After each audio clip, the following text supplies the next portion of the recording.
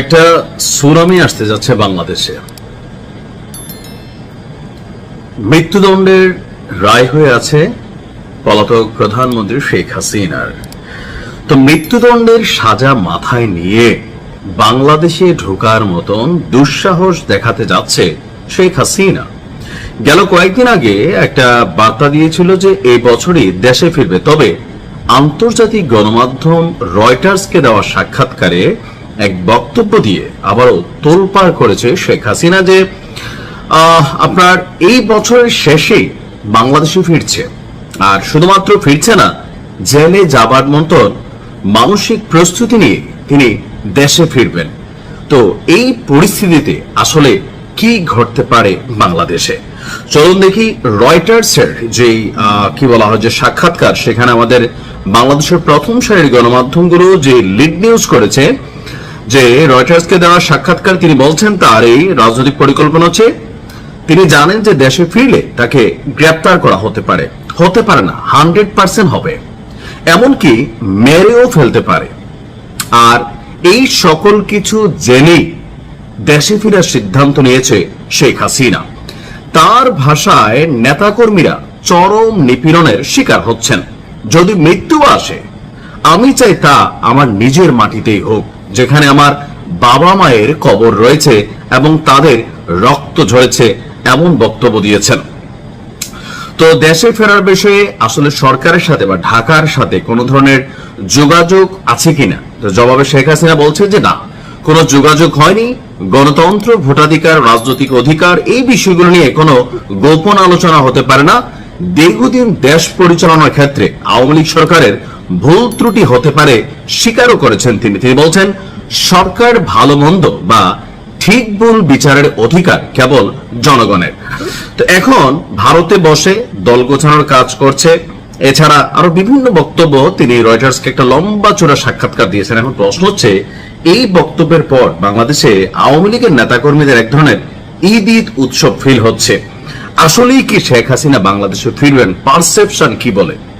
আমি ক্ষুদ্র মানুষ, ক্ষুদ্র অ্যানালিস্ট, তা আমার পারসেপশন বলে যে তিনি ডিসেম্বর আসলে দেশে ফিরবেন না। তো তাহলে কেন এই বক্তব্য দিয়েছেন? কারণ সাম্প্রতিক সময়ে আপনাদের খেয়াল থাকার কথা, আওয়ামী লীগের প্রতিষ্ঠা বার্ষিকী উপলক্ষে বেশ কিছু ঘটনা ঘটেছে বাংলাদেশে। এমনকি আইন শৃঙ্খলা বাহিনী থেকে শুরু করে রাজনৈতিকভাবে আওয়ামী লীগের অনেক নেতাকর্মীদেরকে গ্রেপ্তার করা হয়েছে।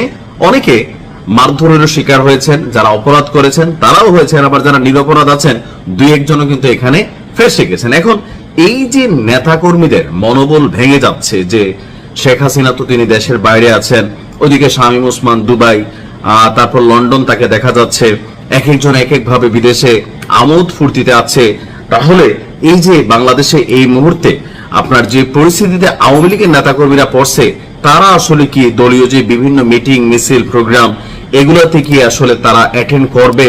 অ্যাটেন্ড করলে আবার ভিডিও ফুটেজ খুঁজে খুঁজে তাদেরকে গ্রেপ্তার করা হচ্ছে, আইনের আশ্রয় নেওয়া হচ্ছে, নানানভাবে তারা অনেক ঘটনার শিকার হচ্ছেন। সো অনেকেই হয়তো সামনের দিকে আর রাজনৈতিক এই কর্মকাণ্ডগুলোতে যাওয়ার যে সাহস, সেইটা হারিয়ে ফেলবে।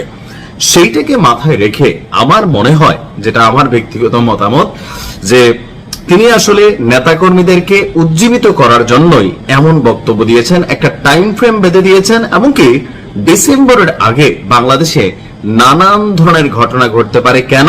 যেহেতু শেখ হাসিনা একটা নির্দিষ্ট মাসের নাম বলে দিয়েছে।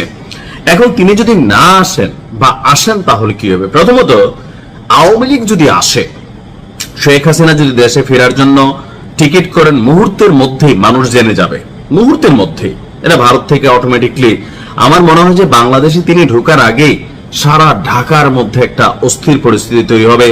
এমনকি তার আশাকে কেন্দ্র করে এই মুহূর্তে আমি বাংলাদেশে বলি যে বিএনপি, জামাত বা অন্যান্য দলগুলোর মধ্যে আপনি যেই বিভাজন দেখছেন, কিন্তু আওয়ামী লীগ প্রশ্নে প্রত্যেকেই কিন্তু তারা রসুনের মতন একটা অবস্থানে চলে গেছে। আবার আওয়ামী লীগের যেই শাসন, ভালো কাজ, খারাপ কাজ, এটার ভালো ইফেক্ট বা খারাপ ইফেক্ট, এই মুহূর্তে খারাপ ইফেক্টটা একটু বেশি।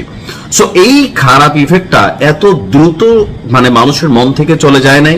আবার ধরেন এই পরিস্থিতির মধ্যে তিনি আসার চেষ্টা করলে তার বিরুদ্ধে আইন শৃঙ্খলা বাহিনী সর্বোচ্চ অবস্থান নেবে।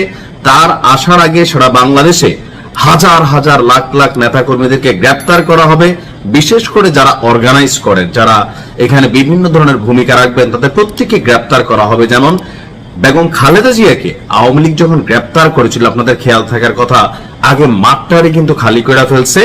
এরপর আমরা ভাবছিলাম যে সারা বাংলাদেশ আলোয় যাবে, আসলে বিএনপি তখন বড় ধরনের কোনো ভূমিকা রাখতে পারে নাই। কেন পারে নাই? কারণ তাদের যারা মূল কারিগর আছেন অথবা অর্গানাইজার আছেন দলীয়ভাবে সাংগঠনিকভাবে, তাদের প্রত্যেককে দৌড়ের উপর রাখা হয়েছে, গ্রেপ্তার করা হয়েছে, বিভিন্নভাবে গুম করা হয়েছে।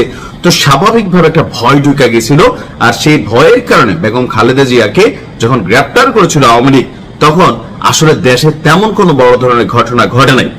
শেখ হাসিনা যেহেতু 6 মাস আগে এই আওয়াজ দেয়া দিচ্ছেন, সরকার অবশ্যই সর্বোচ্চ লেভেলের সতর্ক অবস্থানে থাকবে। তারপর রাজনৈতিক দলগুলোর মধ্যে এখন যে বিভাজন আছে, সেটা একটা কেন্দ্রবিন্দুতে আলোচনায় বসবে, প্রকাশ্যে হোক অপ্রকাশ্যে হোক। কারণ আওয়ামী লীগ যদি বাংলাদেশে ব্যাক করে, এখানে একটা অস্থির পরিস্থিতি তৈরি হবে।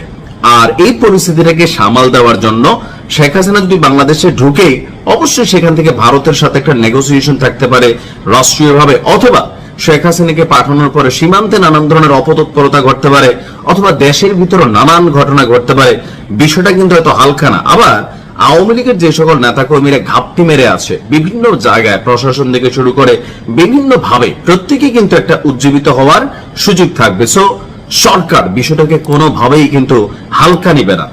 আর আমার যেটা ধারণা, আমার যেটা 100% একটা কনফার্মেশন ফিল হচ্ছে নিজের ভিতরে, যে এই মুহূর্তে শেখ হাসিনা এটা একটা রাজনৈতিক বক্তব্য দিয়েছেন, পরে একটা বিভিন্ন কারণ দেখে তিনি আসলে দেশে প্রবেশ করবেন। আর যদি করেন, সেটাও আওয়ামী লীগ সরকারের যেমন পতন হয়ে গেছে, শেখ হাসিনা যে দেশ ছেড়া পালাবেন, এটা যেমন একটা অবিশ্বাস্য বিষয় ছিল, তার এই দেশে ফিরাটাও একটা অবিশ্বাস্য, একটা আমার কাছে মনে হচ্ছে যে এমন যে এটা একটা অষ্টম আশ্চর্যজনক বিষয় হয়ে যাবে। তবে এই বিষয়টাকে কেন্দ্র করে, তার এই বক্তব্যকে কেন্দ্র করে এই মুহূর্তে সারা বাংলাদেশে নানান ধরনের অ্যাক্টিভিটিস হতে পারে। আর আমি জানি না যে আসলে কি ঘটতে পারে। তবে যারা নেতাকর্মীরা আছেন, যাই করেন বুঝে শুনে করেন, সরকার সর্বোচ্চ লেভেলে সতর্ক থাকবে। এখন দেশের মধ্যে নানান ধরনের অ্যাক্টিভিটিস দেখা যাচ্ছে, যে ফাতা কমব্যাটের খবর বের হয়েছে, এগুলোও কিন্তু সরকারের জন্য একটু কি বলা হয়, যে ধরেন কোণঠাসা হয়ে পড়ার মতো অবস্থা। যদিও সরকার সাথে সাথে এগুলোর বিরুদ্ধে ব্যবস্থা নিচ্ছে। পশ্চিমা বিশ্ব বাংলাদেশকে অনেকটা যেই জায়গাতে চিন্তা করার কথা ছিল। তো এই ধরনের কর্মকাণ্ডগুলোর কারণে আসলে কোথায় যে কি খেলা হচ্ছে বাংলাদেশের জনগণ, আমরা আসলে বোঝার কিন্তু কোন রকম সেরকম উপায় নেই। তো সবকিছু মিলিয়ে শেখ হাসিনার এই বক্তব্যের বিষয়ে সরকারের পক্ষ থেকে অথবা ভারতের পররাষ্ট্র মন্ত্রণালয়ের পক্ষ থেকে তাৎক্ষণিক কোন আনুষ্ঠানিক প্রতিক্রিয়া এখন পর্যন্ত আমি যখন নিউজটি করছি আসলে পাওয়া যায়নি।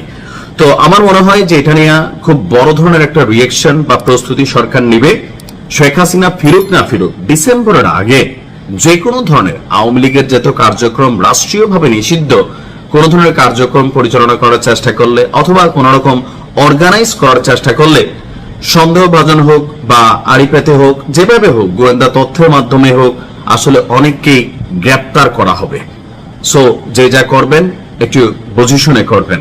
আর এই মুহূর্তে শেখ হাসিনার বাংলাদেশে ফেরার সম্ভাবনাটা বললাম না, অষ্টম আশ্চর্য ছাড়া আমার কাছে আর কিছুই মনে হয় নাই। এটা নেতাকর্মীদেরকে উজ্জীবিত করার জন্য বলেছেন। আর যদি আসেন, বাকিটা তো ভাই একটা মহা কেয়ামত হয়তো এদেশে ঘটবে। কি ঘটবে সেটা আল্লাহ মালুম।